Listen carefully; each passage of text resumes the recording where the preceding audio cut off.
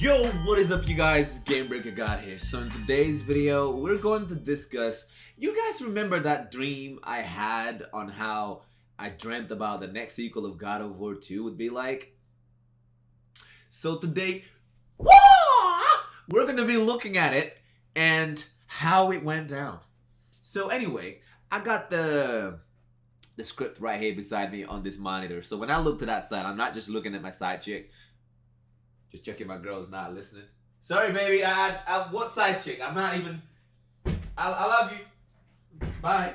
I'm sorry. Please. But I'm not just looking at my monitor here. I'm actually just reading what I wrote. Okay. So I don't want to backtrack on my stuff. Why are you unfocused? Focus, boy. Focus. I want to see a lot of things come back to the game. There's some combat mechanics I actually missed from God of War 3, and I'll mention one of them right now before I forget about it. So you know how Kratos could hold his enemies? Pillow as a reference. So you know how Kratos used to hold his enemies when you press circle and then rip them apart? You know what I'm talking about? You know what I'm talking about? I want to see that return. Also, I want to see that when you grab your opponent, you can run with them and then crash them with the others. I want to see that stuff return. I feel like they took away one of the combat mechanics that could have made the game even more interesting. So imagine being able to grab your opponent, take the axe and decapitate him, or smack it on the head and split in half. I mean, it's a bit violent, but I'm saying. Or even use the blades, chuck him in the air, grab him, right? And then dash in the air, shoulder butt him, or shoulder charge him in the air or something. I don't know, man. There's so many ideas just run through my mind. And I'm gonna pick the throne so sick, I gotta chill. Anyway, guys, let's begin with this. So what I wrote was, God of War beginning with Kratos all beat down, laying on the floor with his eyes barely open, whilst he sees Boy and Mimir being taken away by Thor and Odin, and even Freya, right? All three of them ganged up on him because obviously he killed Baldur, being Freya's son, Odin's son, and Thor's brother. Also, Magni and Modi are now gone. So they want revenge, right? And vengeance is what Kratos knows the most. Kratos, all he ever knew was vengeance, and he knows these Asgardians, these gods of Midgard, are gonna want vengeance. So he somehow gets in the middle of all of this, and he gets his ass whooped by these three gods, and Freya being the queen of all Valkyries. So we all thought Sigrun was the shit. But clearly Freya has more to give than Sigrun. Can you imagine? If I can't even fathom to think how powerful Freya is gonna be. It's mocking my gaming skills. I thought I was good by defeating Sigrun. Now we got Freya, the queen, the actual queen of all Valkyries, on our asses because we killed her son. No wonder why Baldur is so strong. Oh my gosh. He's the son of the Queen of the Valkyries. This man has elemental powers. Water, icy, fire, and then what else could he have? Is that his limits? I know he felt pain. When he could feel things, he was able to somehow get all these powers. As soon as he started feeling more of the environment around himself, feels cold, feels hot, this hurts, so he turns into fire, this is cold, it goes into ice. What else could it be? Does that mean if he gets struck by lightning, he'll inherit lightning since he's Odin's son? And Odin and Thor, they all have lightning powers? Bruh. Does that mean, I swear to God, Baldur could fly. All Valkyries can fly. Freya, Queen of the Valkyries, meaning, bro, I can't even. I'm just gonna stop there. Baldur is a badass. He's I feel this. Show me more. I love Valor. I think I do. Bitch! Slap the shit out of freaking Kratos. And then he just punches. Oh, Baldur is a badass. I need to keep going. Anyway, time skip. Teenager Atreus training in Asgard and doing Odin's biddings. We see him take different forms like a giant Hulk, like his grandfather Zeus, like a power that Zeus could inherit, or a wolf. A lot of you people have made speculations in how Atreus could be Fenrir or something like that. I'm not even gonna I'm not gonna speculate about anything, guys, because you know that's not me. I don't do speculations. I go with whatever I feel like I would like to see in the game, okay? You guys thought Atreus could inherit some kind of like wolf thing where he can just transform into a wolf or like a Hulk like Zeus because that's his grandfather. He then leaps in the air momentarily when the camera pans and closes into him and opens his face. He closes his eyes and then he takes like a different color eyes.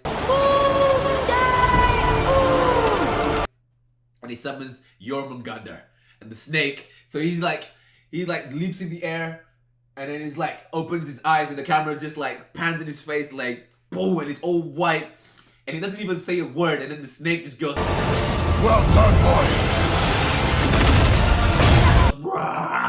And then like Atreus just lands on the snake. I don't know what weapon he can have, but have you guys seen the Blades of Valhalla that this Brazilian artist did? I forgot his name. I'm so bad with names, guys. What's my name? Who am I?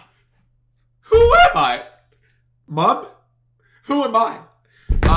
Do you guys remember that artist I showed you guys a few maybe months ago that I posted on my community? So he made the Blades of Valhalla. You could even have the Blades of Valhalla or like a bow and arrow. So again, leaps in the air, Jormungandr comes rah, and like appears out of nowhere. The world serpent just goes boom, and then like Atreus lands on him, or even takes his bow and like just stands on Jormungandr and is like fighting all these big ass world sized enemies and just like ready to fight like his father. Oh, bro, Atreus could be a total badass. Badass, more badass than Kratos, because this kid, he can flip and talk to Jormungandr, so like he understands him. Again, guys, I'm gonna give you guys one of the best channels for speculations in God of War, period. This man knows what he's talking about. He has proven time and time again that his theories are legit. Like he makes his theories so legit, and like there's all his research. I can't even try. Like John Ford is by far one of the best speculative YouTube channels I've ever seen. Therefore, make sure you guys follow my boy, John Ford. Listen, this is John Ford every time he speculates. You got it? So that's his book. And he's just like, yeah, guys, listen up. I got some new theories for you. So make sure you follow John Ford, guys. Make sure you follow him because he just does the best speculations in the world, man. When he comes with the God of War stuff. Anyway, guys, let's move on. Atreus' part, he's now standing in Jormungandr, so he's like, fighting other enemies in Asgard, training, I don't know, whatever Odin and Thor has set him to do, alright? Let's move on. We notice Atreus doesn't use weapons. Actually, he doesn't even use weapons, so forget the weapons.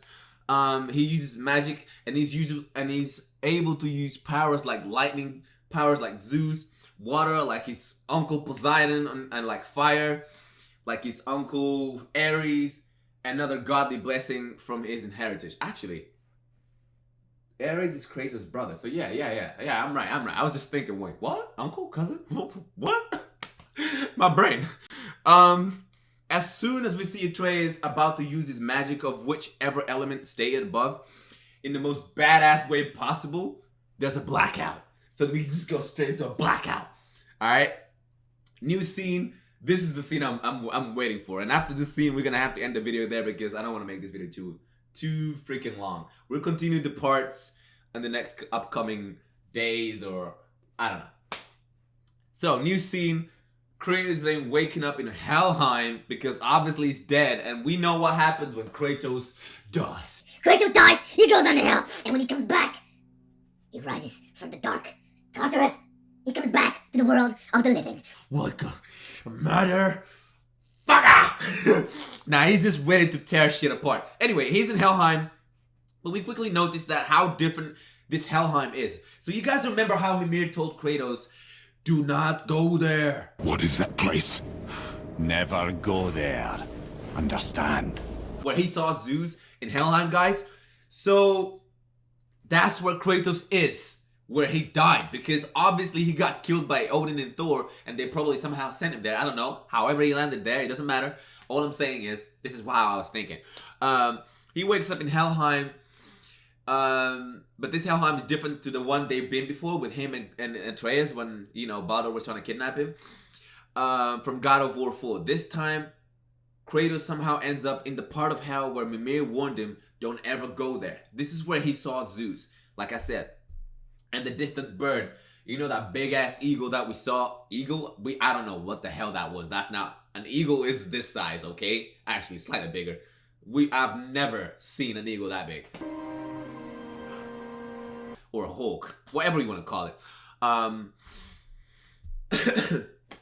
That foggy smoke was defeating the gatekeeper from God of War 4. Anyway, Kratos then stands up bloody, weakened. And somehow there's a series of events where he has to face all of his past enemies. Which means he's gonna have to face Ares, Poseidon, every other gods that he's faced. From God of War 1 to God of War 2, 3, Ascension. Everyone, the Sisters of Fate, again, it doesn't matter whether they were killed. It's just a way of him remembering his past, these past entities that he had to face to free himself from all the burden that he's currently going through. Like, now that he lost Atreus as well, he's now having to face all these emotions within him to set him free. So the rage is like consuming him, therefore awakening all of these dormant powers inside of him. Therefore, I'm just gonna read what I said right here. So he will face Ares, Poseidon, Hades, Zeus, all of them, even if it means to take him all at once. So then we could see Kratos going out completely, as in no holding back. There's no boy, there's no, oh my gosh, Kratos from God of War 3 is stronger. Well, we're actually gonna see what happens when you know, when you mess with the God of War. Big beard, which means power raise, you know what happens. Either, so he will face every single one of them all at once, even if it means facing them all at once, yep. And then to worry about it, he doesn't have to worry about anything because boy's not around. And we can see truly how powerful this man is. So the devs could go nutsacks, as I said and wrote, with this battle and make it as epic as the beginning of God of War 3 was. Do you remember how epic the beginning of God of War 3 was? Wait, let me replicate it. Zeus, I bring the destruction of Olympus! You get the picture? So he comes in, brings the destruction of Olympus. But anyway, you guys can see how insane this battle could go. And the devs could go crazy and just make it look unimaginable. Like, the battle could go insane. Alright, so Kratos ends up victorious, of course, regaining all of his god powers, all of his weapons, bow, wings. Obviously, the Blade of Olympus is something, I think I mentioned it as well. I'm not sure. Let me just read that. Regaining all his god powers, and the Wing of Icarus, which allows him, or Icarus, I don't know how to say it, which allows him to somehow get out of Helheim, because now he can fly. I know there's like limits at which Kratos can fly in God of War 3 because the camera is a bit weird. But it's God of War 5, which is gonna be God of War 5 for PlayStation 5, which is gonna be crazy as hell. So they can somehow, you know, do the game look way more appealing to us. So he somehow finds a way to get out the Helheim. All right. So what I was just thinking, guys. Imagine this scene and the setting and how Kratos could just demonstrate how powerful he actually truly is. Because we all don't know still how powerful Kratos is. We know that from speculations. And a lot of people have asked the novel writers. Was it?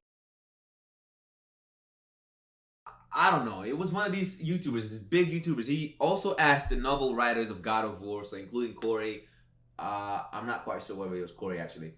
Anyway, he just asked a lot of like God of War novel writers how powerful Kratos was, and they told him like he as powerful as they portray him to be, which means he's actually that powerful. If he's lifting, I don't know, like world size, what do you call it? Like, you know, the realm between realms, or the world tree, like has infinite weight or tons of weight or whatever, or however he said it in his video. He's actually doing that. That's how strong he is. He can lift, I don't know, he can lift the whole planet up. That's how strong Kratos is. Do you get what I'm saying?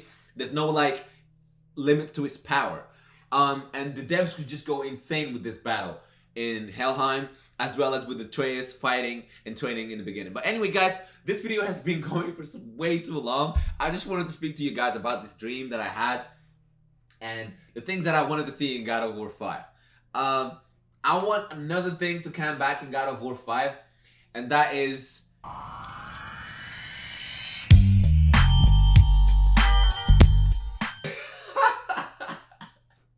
but that's not gonna happen because Kratos has now had a baby. He just doesn't care about all that stuff. We know he has a wife. But it'd be good to see it back though. I don't know. Maybe like a little scene just to remind us of how good those old times were. You know what I'm saying? So yeah, guys, I hope you guys enjoyed this video. In the next video, we'll be discussing the rest as well. So I have like 1, 2. Oh no, I have 2 more scenes. Yeah, that's cool. So I've discussed two scenes with you today. On the next video, I have 2 more scenes which we can talk about as well.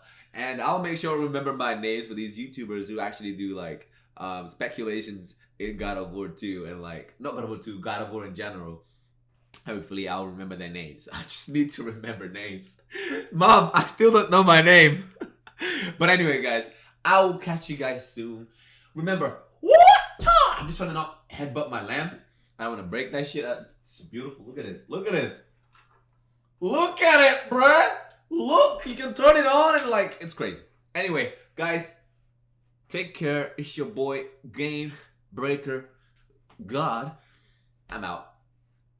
Peace. Alright guys, that's all we have time for today. But let's stay connected by following me on Instagram and on Twitter. Also, if you enjoyed the content, make sure to hit that like, subscribe button. And don't forget to hit that notification bell. Take care.